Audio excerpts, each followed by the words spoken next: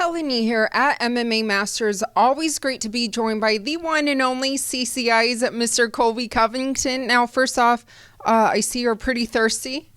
I'm very thirsty, for my favorite drink in the world, the drink that gives me the true dragon energy to go out there and be the best fighter in the world and get calls from the president. So it's our new flavor. It's called Wild and Watermelon. So I brought an extra one for you if you'd like to try some. I do love watermelon. Yeah, I do. I gave it exclusively just for you. That's how much I care about you. These haven't even hit the market yet, but, I got them for my VIPs. You guys are my VIP guests today, so it's an honor to have you here. Well, thank you so much. I greatly appreciate that. But let's talk about you and kind of what's next. I feel like every time that we do talk, especially within the past few months, it's about that Usman rematch, right? That a lot of people are anticipating, and even Dana White told Kevin Iole a few days ago that you're next. But what's been going on behind the scenes? Can you kind of clarify that?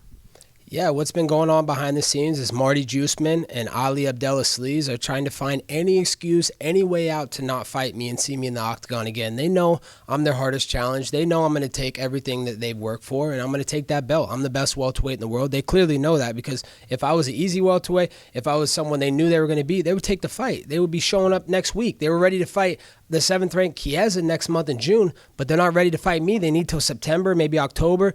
They're just hoping that something happens in the division and somehow I get passed up, but it's not going to happen, man. I'm the number one welterweight in the world. I have the number one next to my name. The things I've done in this sport, my last 4 wins, all champions, former champions. So, no one's more deserving. In the first fight we had, there's a lot of controversy. You can't run around claiming to be the best welterweight in the world when you had to fake a nut shot in our fight when I kicked you in the liver and you were about to quit. You can't claim to be the best welterweight in the world when I beat you in multiple rounds, 3 rounds out of the 5. I was about to win the fight if they didn't give that early stoppage. So we need to run this back. Show the fans. If you're the number one pound-for-pound fighter, what are you waiting for? Come show the fans you're the best in the world. End me, man. Knock me out. Leave me unconscious. You didn't leave me unconscious. Yeah, you left that fragile guy, Journeyman Masvidal, unconscious, but he's a bum. He's a journeyman with 20 straight losses. So stop trying to fight lightweights. Masvidal, lightweight. Dilber, lightweight. Chiesa, another lightweight. He needs to come fight the real welterweight, America's champ, raw American steel, and twisted sex appeal.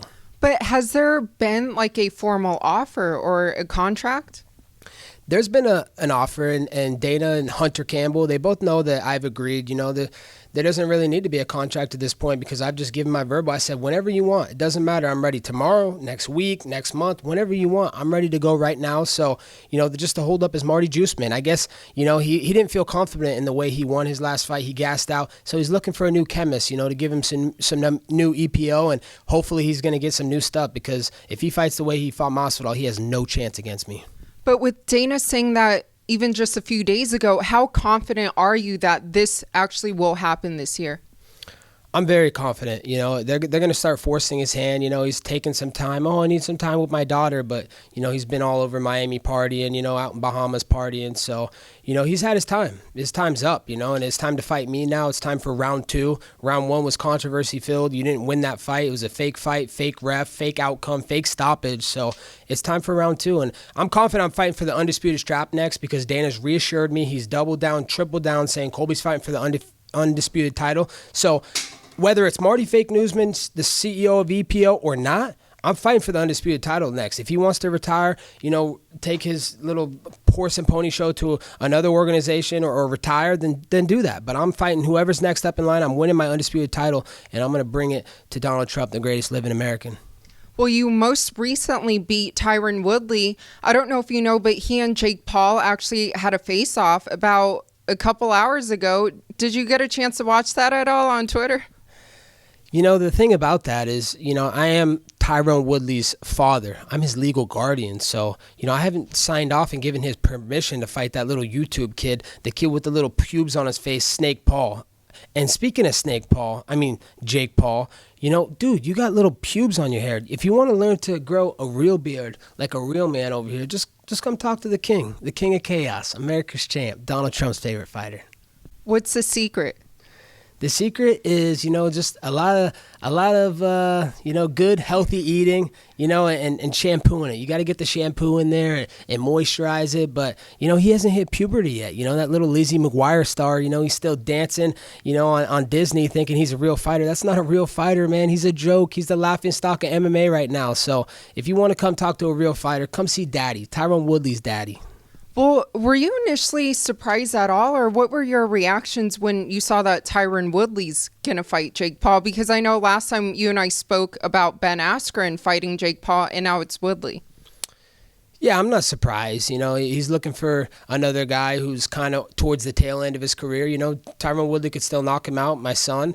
He still has that knockout power, but, he's getting a little bit up there in age and his motivation's not there. So what I think is I know how struggling Tyron Woodley is for money. He's going to take a dive. It's going to be a work, Helen. He's not really going to go fight Jake Paul. They're going to pay him a couple $1 million under the table. He's going to take a dive, take a fall, and they're going to hype up this little snake Paul like he's some great fighter and great boxer when he's really nothing more than an amateur joke and a sparring partner. So you think Jake Paul would knock out Tyron Woodley?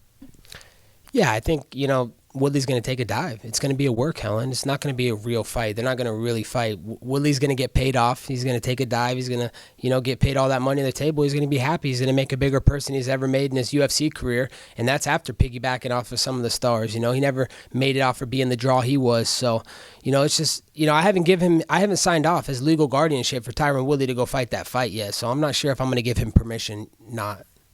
But speaking of some big fights and a big trilogy happening next month, Conor McGregor versus Dustin Poirier 3. Everybody loves hearing your predictions, so I'd love to hear your prediction on how you think this fight would go. Yeah, that's funny that you bring up this fight, because everybody's talking about, the con man McGregor, he's washed up, man. Conor's got nothing left in the tank. He doesn't want to fight anymore. It's just his pride that's bringing him back, Helen. He has big pride and big ego, and he can't let his pride and ego go. He knows he made all that money, he's washed up. But on the other end, they're talking about Dustin Doofus Poirier, the Soye, that he's some great fighter. He's some charitable guy. He's a nice guy. Let me show you my VIP. You're my VIP guest today. No one's going to see this. The fans aren't going to see this yet. They're not ready for this yet, but I'm going to show my VIP guest first. Look at Dustin Poirier. This is a little sparring clip of him. Look at that. Drops an amateur. First off, he's not protecting, so they're supposed to go light. Kid's screaming, woo. Wait till he comes back around. A concussed kid on the ground. Amateur. This isn't a world rank fighter. And new. Screaming in his face. And new. This is your nice, charitable guy. Dustin Poirier is nothing more than a prick. He's dropping a kid that shouldn't even be training with him. The guy that's an amateur, not ready for the professional level yet. You're dropping him, concussing the kid, hurting him. How much of a teammate are you, Dustin, that you're screaming in this kid's face and new? This kid ain't a world rank fight. This ain't Khabib. You're training for Khabib. You didn't just knock out Khabib. Okay, you knock out Khabib, you can say and new in their face. Yeah, but dude, I'm just sick of hearing how Dustin's a nice guy, charitable. I'm exposing him for the coward and the fraud that he really is. Behind cameras, he ain't a nice guy. On cameras, he pretends like he's a father, good guy. Oh, my charity that, we all know his charity's a tax write-off. So Dustin's a coward. And I'm going to release this video to the fans soon, but, I wanted to let my VIP Helen Yee see it first. Well, do you think that he beats Conor in that trilogy? I don't know, because I think it could be a competitive fight. I think Dustin is very emotional. He fights very emotional, and he probably thinks his shit don't stink right now, and he's the best fighter in the world. So, I don't know. We'll see what type of motivation Conor has left when he comes back. I think if he could learn from the calf kicks and be able to get his leg out of the way, he was landing shots on Dustin. So it's a competitive fight. Two guys that aren't to be the best in the world, but they're right on that cusp. They're gatekeepers. So we'll see who's the best gatekeeper. Well, you were just talking about nice guys. I'm curious to know, who's the nicest fighter that you've ever encountered? The nicest fighter that I've ever encountered, man, Chael Sonnen, man. That guy, such a nice guy, man. Just always saying such nice things about other countries and other people and other groups. So, I got nothing but love for Uncle Chael, man. One of the nicest, most caring, down-to-earth people in the entire world. And lastly, for all your fans who can't wait to watch you return back to the octagon, what would you like to let them know? I would like to let you know you have no idea what's coming, man. The storm is coming. This is going to be so epic. It's going to be a masterpiece that we're going to put on. We've been working hard in silence behind closed doors, and we're ready to put it all out there on the line and give back to the people that serve us the most, law enforcement and military. Thank you guys for sacrificing everything, putting your lives on the line to keep us safe, keep our community safe, keep our country safe, and protecting our freedom. So I'm going to go out there. I'm going to fight hard for you, and I'm going to bring the world title back to America.